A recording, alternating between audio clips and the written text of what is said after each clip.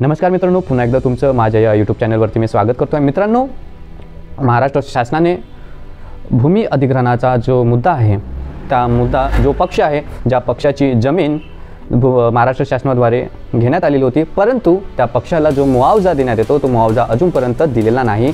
म्हणून हा प्रकरण त्या पक्षाने माननीय सुप्रीम कोर्टापर्यंत नेले। त्या ठिकाणी मंगळवारी सुप्रीम कोर्टाद्वारे सुनवाई करण्यात आली। माननीय न्यायमूर्ती भूषण रामकृष्ण गवई यांच्या पीठाने सुनवाई केली आणि त्या पीठामध्ये सुनवाई करण्यादरम्यान महाराष्ट्र शासनाला फटका दिला की लवकरात लवकर याच्यावर सुनवाई नाही केली, याला न्यायनिवाडा नाही मिळाला तर महाराष्ट्र शासनाची जी महत्त्वाकांक्षी योजना आहे, माझी लाडकी बहीण योजना, ही योजना रद्द करण्यात येईल असा जबरदस्त फटका महाराष्ट्र शासनाला पडला आहे।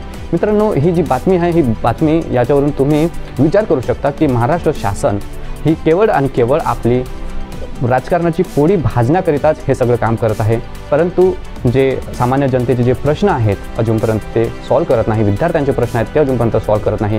मित्रांनो, ही सरकार अशी आहे, ही सरकार केवळ आणि केवळ आपल्या राजकारणाची पोळी शिजवण्याकरताच काम करते, परंतु जनतेची जे समस्या आहे याबद्दल ह्या सरकारचे काही लक्ष नाही असे या ठिकाणी दिसून येते।